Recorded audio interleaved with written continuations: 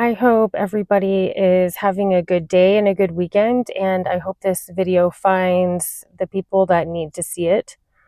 I'm plan on wrapping up my introduction video, hopefully in this video today. I did go into some detail with certain experiences that I have had from a physical perspective. I do want to talk about some things on a spiritual level. I personally believe that we are spiritual beings having a physical experience. Um, and I think there's a multitude of reasons for that. But aside from that, you know, a lot of the experiences that I have had, unfortunately, a lot of other people have had similar, if not the exact same experience. I just hope that if more of us begin to talk about our experiences, that we can start piecing together the puzzle and identifying patterns, like how all of us uncovered the narcissistic behaviors. Something is just making me want to talk about this. It's kind of difficult to talk about from a physical level because some of it is still fresh. And a lot of it does hurt. But from a physical aspect, I think it would be safe to say that most of my experiences that I have had have pissed me off. I'd like to consider myself to be a pretty decent human being. You don't really see a lot of solid people anymore. And I do like to think that I am a solid person. I follow through with what I say. I am punctual. I'm a good mother. I have a good work ethic. I'm smart. I have integrity. A lot of people don't have that. I learn from my mistakes because I don't lie to myself. I don't know anybody else that actually does that. I have never met one single other person in this physical experience that is honest with himself. And I guess that's a good way to kind of ease into this video. When you are surrounded by people that are disconnected from themselves spiritually, in the broad picture of things, you could say that that is a form of spiritual warfare.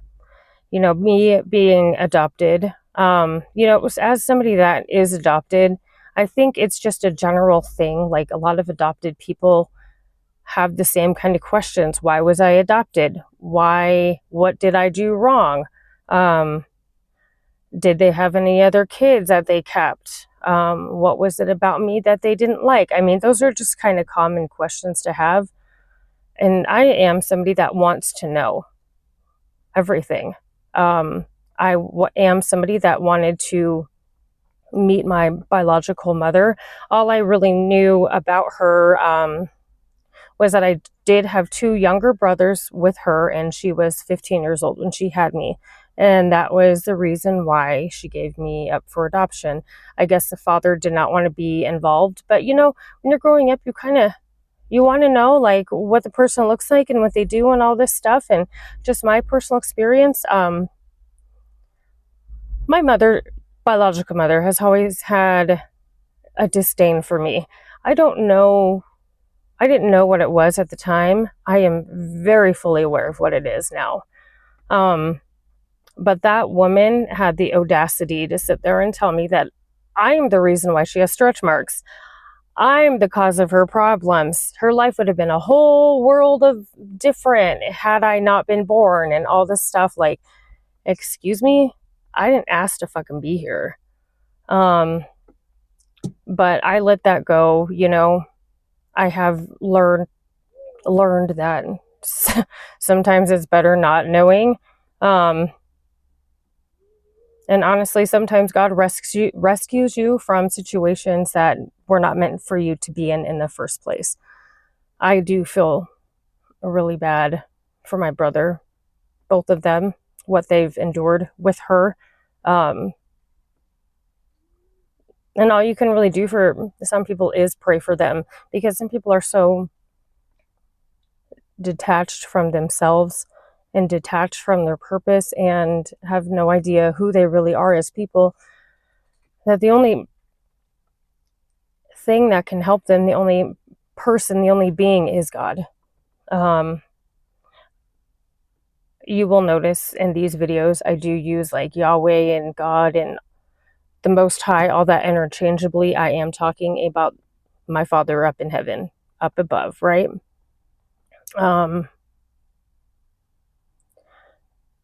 But, you know, one of the downsides about being adopted, you don't know your history, your family history. You don't know medical. You don't know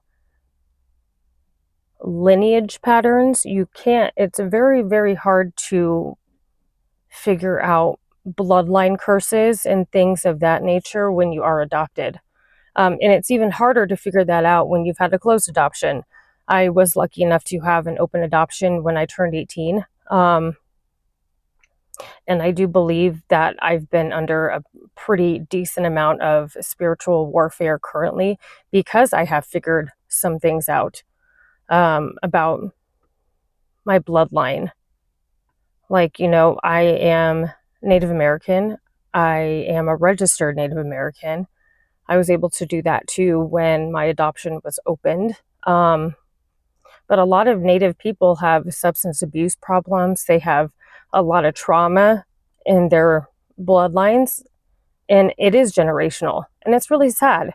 So I think I'm kind of enduring just a tad bit more spiritual warfare than I normally do, because I did figure out some patterns.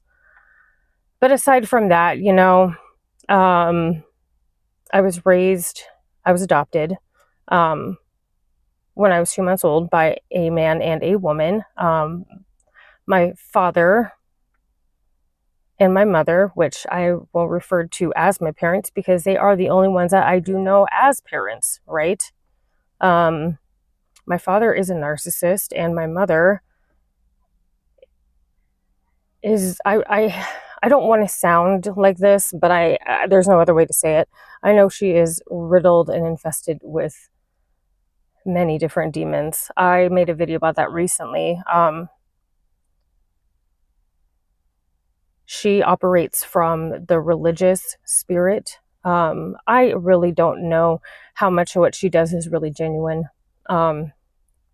because the church tells you, especially the Catholic Church, they tell you that you need to donate and do all this stuff. Like, is it a genuine thing, or do you really want to, like, do you really want to do it, or are you just doing it because you're told to? You know what I'm saying? That's not my business. That's hers, and that's a business that she has with the Most High. But being raised in a toxic situation like that, I am very lucky with the considerable amount of trauma that I have had that has been compounded on top of each other, layers upon layers of it, that I am not strung out on drugs, because a lot of people get there and a lot of people never come out of that. And if you do find yourself in a situation like that, I just hope that you can learn to love yourself enough, because a lot of these people out here are not worth a pot to piss in. And it's unfortunate if you are somebody that is struggling with addictions like that over somebody or what they chose to do to you. Don't throw your life away for somebody that never gave two shits about themselves even, much less you. But, you know, I've spent a good amount of my adult life being misunderstood. Like, I have no friends. And, you know, like, when you're somebody that constantly has revolving doors around people, like it's hard not to like sit there and ask yourself, like, what the fuck is wrong with me? You know what I mean? Like you can look in the mirror and be like, dude, I know I'm a good person, I'm friendly and whatever, but I just don't understand why people come and go out of my life, you know? And a lot of the time, people come and go because they're not meant to be in your life. Some people are just meant to be there for seasons. And some people bring you lessons, you know? But I like to look at it like when you constantly have people coming in and out of your life, God's doing you a solid and a favor by removing those people. Because some of these people are so intertwined with their demons that they will destroy you out of envy, out of jealousy. And you don't need people like that around you at all. But yeah, I've spent a good majority of my life, like my adult life, for sure being misunderstood. I was violated in high school and I literally got called a whore for it. I think to this day, some people still look at me like a whore. You feel me? Because there's only 3 people that know what happened: myself, the gentleman that was involved, and God. You know, he had 4 friends waiting outside the bathroom that would not let me leave the situation. So I don't even think they fully know. But yeah, you know, having to endure that level of misunderstanding and abuse, especially not only from a perpetrator, but from hundreds of other people that don't know what the fuck they're talking about, is another level. Like that is like Jesus level misunderstanding, okay? And I think that's another reason why it says in the Bible, like, some of us need to go to another city, because that is what I have had to do in my experience. And then the people that needed to know about that situation, what really happened, no. And if you happen to be one of those people that does know me, then you didn't need to fucking know. And there's no use of crying over spilled milk. You know what I'm saying? I don't want sympathy. I don't want an apology, even. You know? I just want some of you to mind your own fucking business and get your fucking facts straight before you start running your mouth about people, places, and things. I think that's the biggest lesson for most people to learn. And that's a lesson that a lot of people have a hard time learning and practicing. But you know, I had an NDE when I was 22 years old.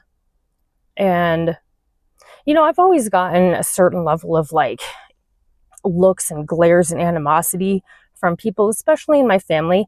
You know, like I've always known that I was a black sheep and I really don't care. You know, I never really have cared, actually. I was adopted into that family. I have nothing biologically to do with any of these people. So I think that probably contributed to a little bit of the reason why I felt like a black sheep. But, you know, I would see the glares and the stares and the side eyes. I'd hear it in their voice. I just never cared, you know, but I had an NDE when I was 22 years old, and I think I was unconscious for about a week.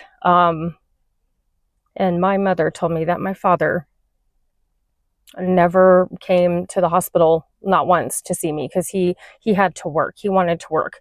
Mind you, he was in town working when this happened.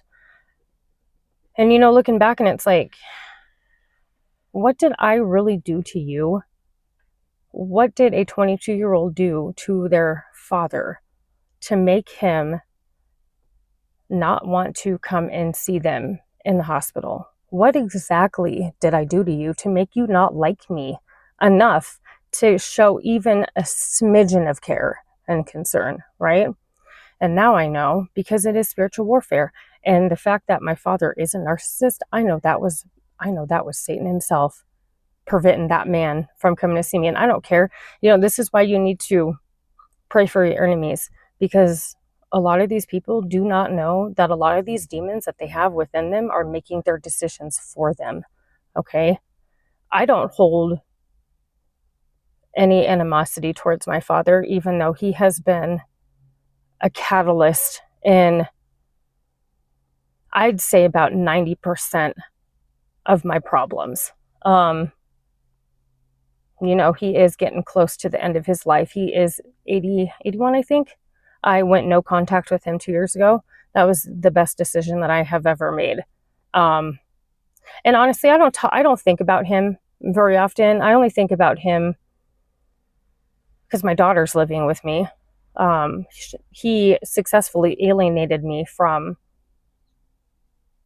her, and he alienated her from my mother, and he turned my daughter's entire family, most of them, I should say, not the ones that needed to be there, like my daughter's dad and his mother, and he turned the people that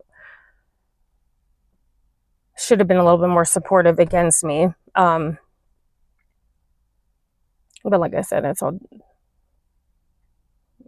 a demon working through them. And you gotta this life, you've got to learn how to accept people for who they are. If they show you who they are, you need to accept that. You need to keep it moving. And the only person you can change is yourself, and that has been something that I have definitely had to learn. But yeah, my father has literally been the reason why I've had so many issues. And that is why I went no contact with him. When you're dealing with a level of toxicity at that base, as a baseline, you just need to leave people like that alone. Because you got to think about it. Like, if that person even loved you enough, they would have never done that. Somebody that has God inside of them or the Holy Spirit inside of them, they don't operate on that low frequency like that. And they don't try to screw somebody's life up and manipulate and turn people against them. They don't do stuff like that. Just remind yourself of that. If somebody shows you who they are, you need to believe them. But yeah, I didn't know what I did. What did I really do when I was 22 years old to make you not like me? But all the people that my father turned against me, they were looking for a reason to not like me. And they ran with it. He gave them one and they ran with it. And that's something else too. You don't need people like that in your life. They showed you their hand when they did that. And you need to accept it for what it is and grow from it and just be a better person than they are. You will always be a better person than they are, because at the end of the day, you would never do that shit to somebody. I mean, let's just keep it real here. But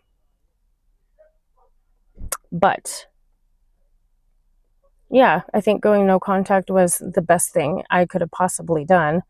Going through a narcissistic experience like that, especially from a parent, which that's also in the Bible, your enemies will come from your own household. Yeah, it's kind of a lot to take in. And I know a lot of people that go through narcissistic experiences like this.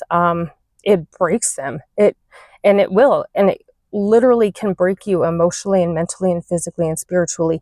And that right there is the goal of the narcissist. Okay. And that is literally the goal of Satan, to break you spiritually, mentally, physically, and emotionally. Because when they break you, they have control over you and they control the entire situation. Okay.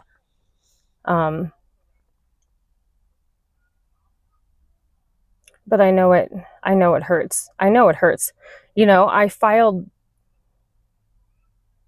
custody papers to modify the custody 3 times. Okay. I tried. And it finally got to the point where my daughter was like, I think she was like 15.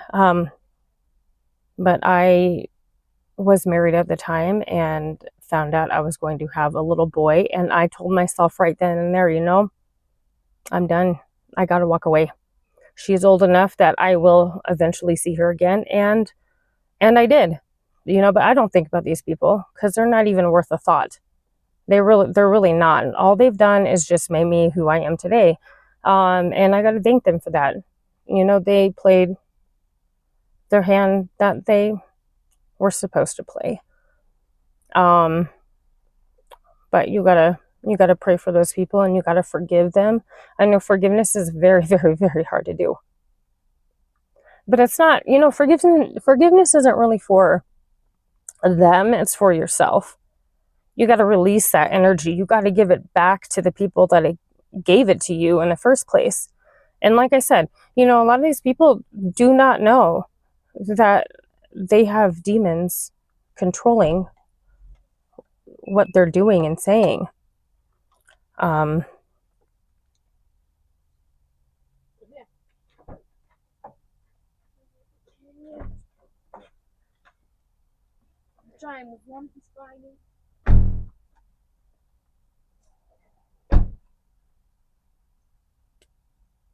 I don't like people up in my business.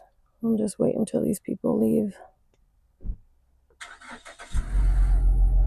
But yeah, I had my daughter the day after I turned 21.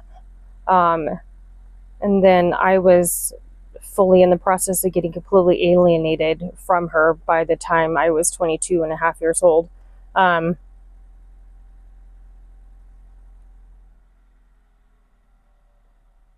I think if anything, like, it's just disappointment. But like on a spiritual level, like, all of this stuff is meant to it's meant to build you up if you look at it from it's meant to build endurance, right? And Satan's whole goal is to completely derail everything you're doing.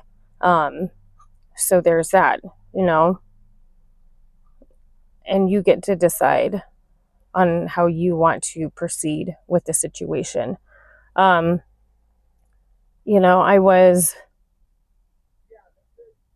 started getting alienated because, for one, I avoided working on my trauma from what happened to me in high school. And then on top of that, that kind of spiraled me into like drinking, which I think a lot of people do in the first place anyways.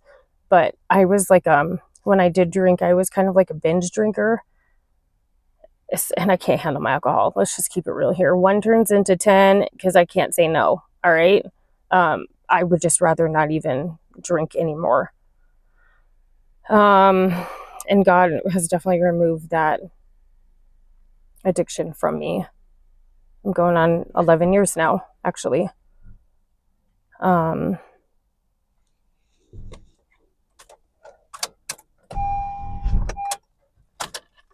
Sorry, I parked in the park and I thought it would be a good idea. And it has been, but anyways, yeah, I kind of got into, the drinking, but then the drinking opened up door for abusive relationships. And I ended up getting a drink laced when I went to a club. I think it was I was 21 years old when this happened. I got my drink laced, and then I woke up on the couch at my dad's house, and I went to go get in the shower, and I found like a used condom stuck on my side, and after you get your drink laced and you've been roofied, you don't know what the hell just happened. So, with what happened in high school and then that situation happening kind of spiraled me into drinking, which led me into more and more and more shit. Okay. And I was having kind of like a mental break. So my dad suggested that he, just help me with my daughter until I can get my life together. And he never gave her back. That's how that situation transpired. But I didn't know back then. You don't know. I had to spend a lot of my life living at my dad's house to have any kind of contact with my daughter at all. And when you have, and I know I'm not the only person that has experienced this, when you have somebody dangling a child over your head like that, like you're almost willing to do just about anything just to see them, you know?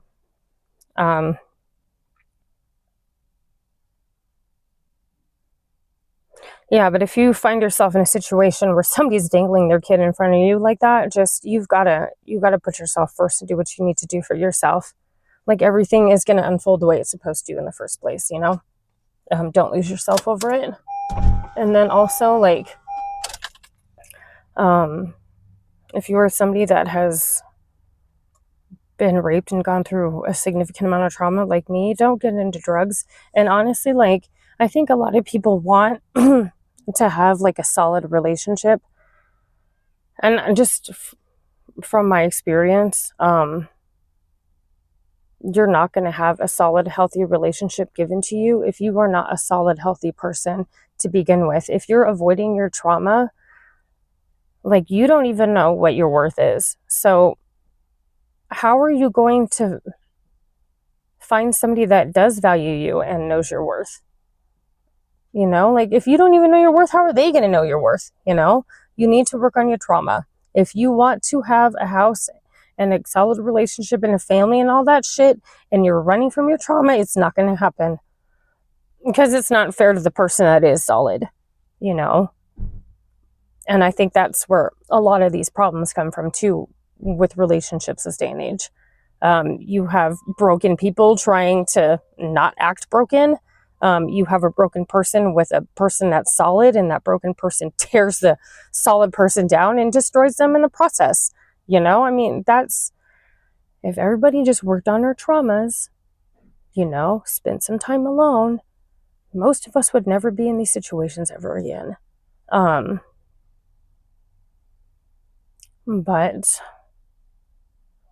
had I worked on my trauma, I could have avoided a lot of every single other situation that I've ever been in, you know. And one of my other introduction videos, I said I've never really dated anybody that's not a narcissist, and because I haven't. And that's also a form of spiritual warfare, you know. How is it not? When you have a narcissist that's gaslighting and triangulating, and manipulating all these other people, how is that not like spiritual warfare? Because it's witchcraft. It's a form of witchcraft. All of it is. So, but you know, out of all the stuff I've been through, oh yeah, and that's something else too, like, because, you know, I was young at one point in my life, you know, had a little bout with drinking here and there, you know, I made some decisions, you know, kind of got some charges here and there with certain things, you know. This last time I modified the custody arrangement, I tried to. My daughter's dad threw in the fact that, you know, I have a drug problem. You guys are going to hear that a lot too from these toxic motherfuckers. They say you're doing what, you're the drug addict when they are, you know, you're the cheater when they are. It's projecting, you know. It's fucking stupid. But, you know, since I did kind of go in and out of the court system for a long time, you know, I used to like joke, like, that is like my longest relationship was with the Jefferson County Courthouse. But you know, since I had 15 years of clean UAs. 15. All right. So he tried to sit there and say that I was a drug addict and I don't deserve any custody time with my daughter because I am such a horrible person. I gave him 15 years of UAs, and obviously they have to give the other party a copy of those 15 years of UAs. Okay. But to this day, I'm still a drug addict, you guys, and I'm still the crazy person. And you know what? I would rather be crazy. I'd rather be crazy because I at least see it for what it is. I'm not sitting here lying to myself every day. I'm not sitting here following all the fucking sheep. You feel me? So you just got to get it. You just got to dust yourself off and try again. I mean, You're going to get a lot farther ahead if you are sober. Stay vigilant, you know. If you have toxic people in your life, you need to keep them all out of it. Just like I said, if people show you who they are, just trust them. Trust and believe them and don't argue with it. I just want to share like a lot of my stories because I know a lot of people can like relate to a lot of them. And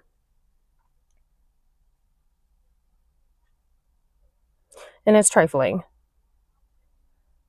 It's trifling how corrupt everything has gotten. And it's painful to see how lost everybody is.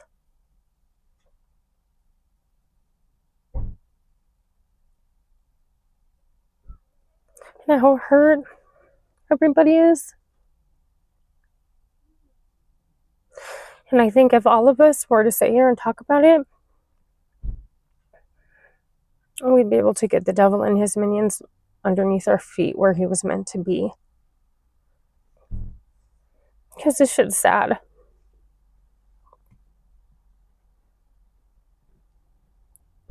I know I'm not the only one that thinks this is sad.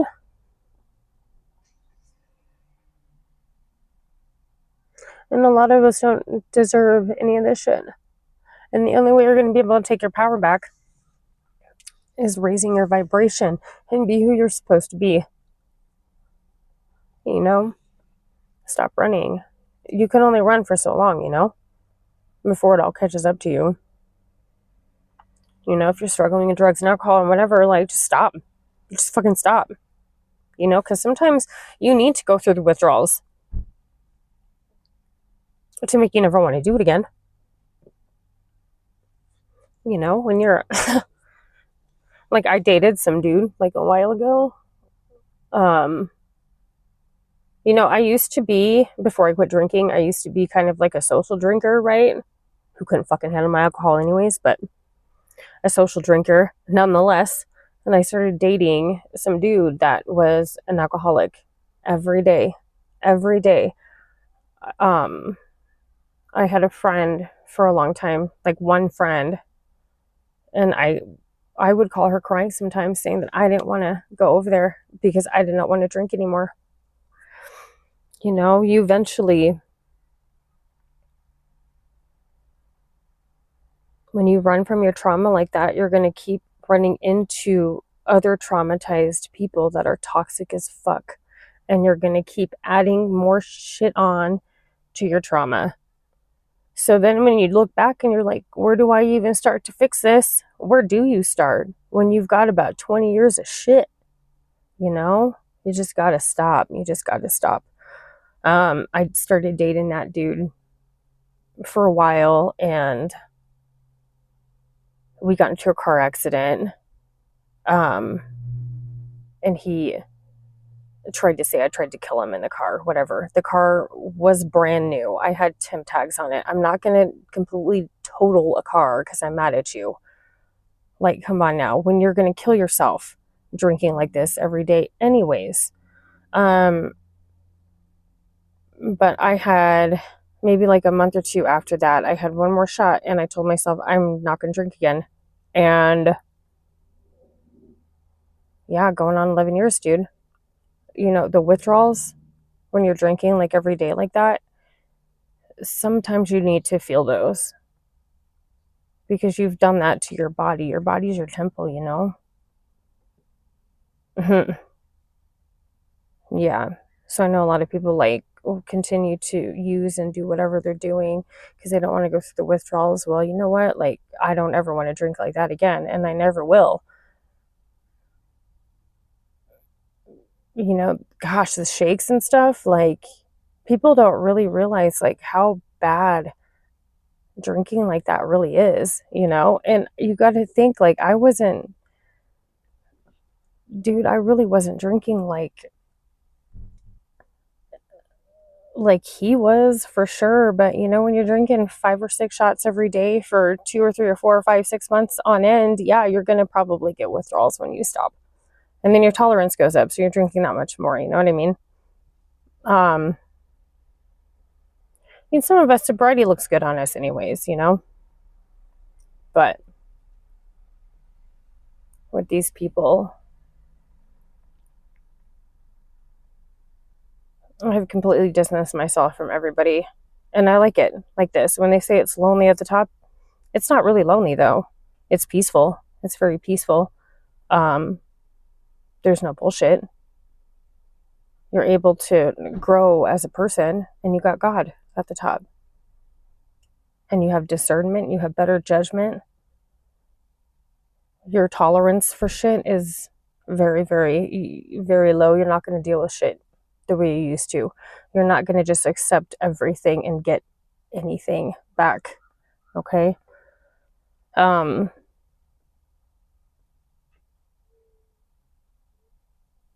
But yeah, man, that parental alienation stuff is real shit, man.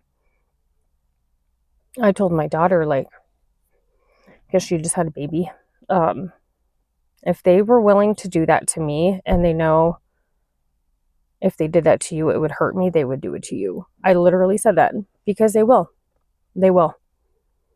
You really got to pray for your enemies, you know? You got to get right with the Most High, and you got to get right with yourself, and you got to stop lying to yourself. If you know there are areas of your life that you need to improve on, you need to just do it. If you want to go back to school, go and do it. If you want to read a book and get it done by next week, go do that. Improve your life. Go do what you need to do. It's very hard out here right now. Everybody is struggling financially. You know, go pick up a hobby. Go walk. You want to take a walk, go to the gym, go do something. Go do something to better yourself. And pretty soon, the more and more you start building into yourself, the less and less you want to be around people anyways. So, yeah, I can't think of anything else I want to talk about right now. But I definitely do have stories for days.